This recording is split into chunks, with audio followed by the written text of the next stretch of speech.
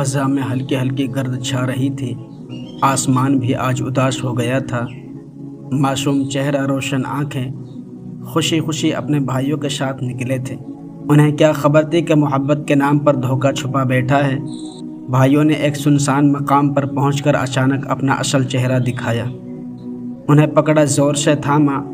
یوسف علیہ السلام کی آنکھوں میں حیرانی اور دل میں خوف تھا۔ بھائیوں، یہ کیا کر رہے ہو؟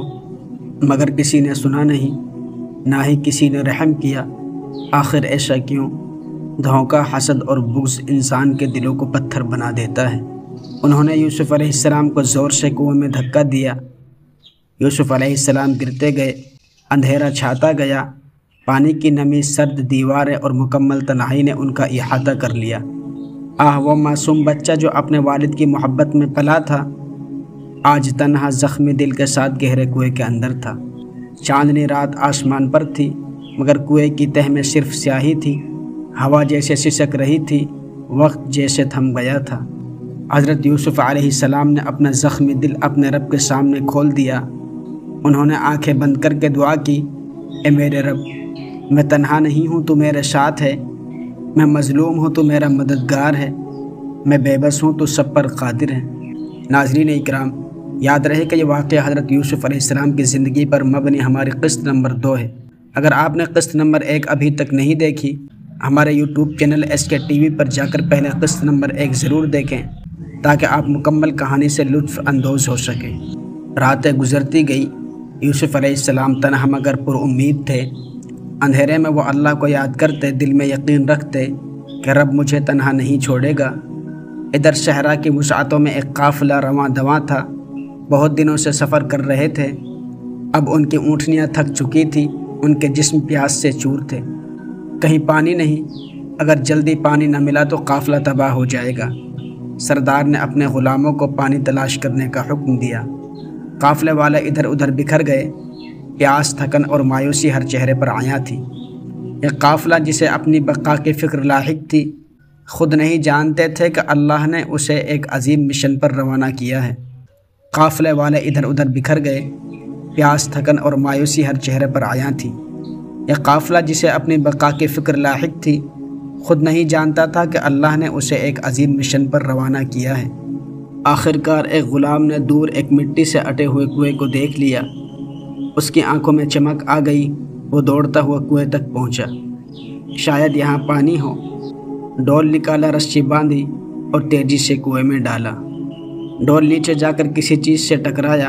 غلام نے ڈول کھینچنا شروع کیا، مگر ڈول بھاری تھا۔ یہ کیسا وزن ہے؟ پانی تو اتنا وزنی نہیں ہوتا۔ اس نے زور لگا کر ڈول کھینچا، اور جو منظر اس کی آنکھوں کے سامنے آیا وہ ایسا تھا کہ اس کا دل دھڑکنا بھول گیا۔ ڈول کے ساتھ لپٹا ہوا ایک بچہ تھا، چہرے پر چمک، پیشانی پر نور، آنکھوں میں صبر اور سکون کی گہری روشنی۔ غلام نے چیخ کر باقی قافلے والوں کو بلایا، آؤ دیکھو، یہ کوئی عام بچہ نہیں، یہ خزانہ ہے۔ پورا قافلہ کنویں کے پاس جمع ہو گیا۔ سب حیرت اور خوشی کے ملے جلے جذبات سے یوسف علیہ السلام کو دیکھنے لگے۔ یہ بچہ کہاں سے آیا؟ کیا اسے کسی نے جان بوجھ کر پھینک دیا؟ کیا قسمت نے ہمیں یہ انمول تحفہ دیا ہے؟ قافلے والوں نے یوسف علیہ السلام کو کنویں سے نکالا، انہیں پانی پلایا اور ان کے کپڑوں کو درست کیا۔ ان کے چہروں پر مسکراہٹ آ گئی تھی۔ قافلے والے ایک دوسرے کو مبارکباد دینے لگے۔ پیاس کے مارے جو قافلہ تباہی کے دہانے پر تھا، اب خوشی سے نہال تھا۔ مگر افسوس، ان کی خوشی خالص نہ تھی، اس میں لالچ شامل تھی۔ انہیں حضرت یوسف علیہ السلام کی عظمت کا اندازہ نہ تھا۔ ان کی نگاہیں دنیا کی وقتی دولت پر تھی۔ یوسف علیہ السلام نے ان سب کی باتیں سنی، چہرے پر خاموش مسکراہٹ تھی، دل میں رب پر بھروسہ تھا۔ وہ بچہ جس نے کنویں کے اندھیرے میں بھی رب کو یاد کیا، اب قافلے کی رونق میں بھی اپنے اللہ کو نہیں بھولا۔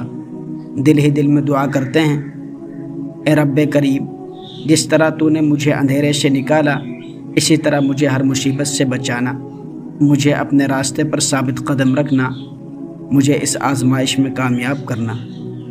ان کے لب خاموش تھے، مگر ان کا دل اللہ کے نور سے لبریز تھا۔ قافلہ اب نئے حوصلے کے ساتھ مصر کی طرف روانہ ہوا۔ ریگستانی راستے، سنسناتی ہوائیں، تھکی ہوئی اونٹنیاں مگر قافلے والوں کے دلوں میں خوشی اور مال کی امید تھی۔ دور دور تک پھیلے ہوئے صحرا میں یوسف علیہ السلام خاموشی سے اللہ پر توکل کرتے ہوئے آگے بڑھتے گئے۔ ہر ریت کے ذرے پر ان کے صبر کی کہانی نقش ہو رہی تھی۔ کئی دن اور راتوں کے سفر کے بعد آخر کار مصر کے عظیم شہر کی دیواریں نظر آنے لگی۔ مصر ایک شاندار تہذیب، بلند محلات، چوڑے بازار اور قیمتی اشیاء کی تجارت کے لیے مشہور تھا۔ بازار میں غلاموں کی ایک بڑی منڈی لگی ہوئی تھی۔ سونے چاندی کے سکے، قیمتی کپڑے، خوشبوئیں اور سب سے بڑھ کر انسانی غلاموں کی نیلامی۔ قافلے والوں نے حضرت یوسف علیہ السلام کو نہلایا، ان کے کپڑے بدلوائے اور انہیں بہترین انداز میں پیش کرنے کے لیے تیار کیا۔ بازار میں اعلان ہوا کہ یہ ہے حسین ترین غلام، ایسی صورت، ایسا اخلاق پہلے کبھی نہ دیکھا گیا۔ لوگوں کی آنکھیں حیرت سے کھل گئی۔ بازار میں ہر طرف شور مچ گیا۔ کیا قیمت ہے اس بچے کی؟ ہم اسے خریدیں گے۔ بولیاں لگنے لگی، مگر قافلے والے جلدی میں تھے۔ انہیں چند درہموں میں سودا کر کے جانا تھا۔ قرآن کہتا ہے اور انہوں نے اسے معمولی قیمت پر بیچ دیا، چند درہموں کے عوض، اور وہ اس کے بارے میں بے رغبت تھے۔ سورہ یوسف۔ اسی بھیڑ میں عزیز مصر ملک کا وزیر خزانہ موجود تھا۔ اس نے یوسف علیہ السلام کو غور سے دیکھا، نورانی چہرہ اور باوقار شخصیت۔ فوراً پہچان لیا کہ یہ بچہ کوئی معمولی شخصیت نہیں ہے۔ عزیز مصر نے انہیں خرید لیا۔ اپنی بیوی سے کہا، اسے عزت سے رکھو، شاید یہ ہمیں کوئی فائدہ دے یا ہم اسے اپنا بیٹا بنا لیں۔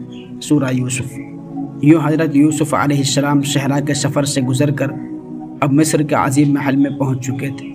اندھیروں سے روشنی کی طرف، دکھ سے عزت کی طرف، مگر آزمائشیں ابھی ختم نہ ہوئی تھی۔ ان کے صبر، وفا اور ایمان کی کہانی ابھی مزید آگے بڑھے گی۔ اگلی قسط دیکھنے کے لیے ہمارے چینل کو لائک، سبسکرائب ضرور کریں۔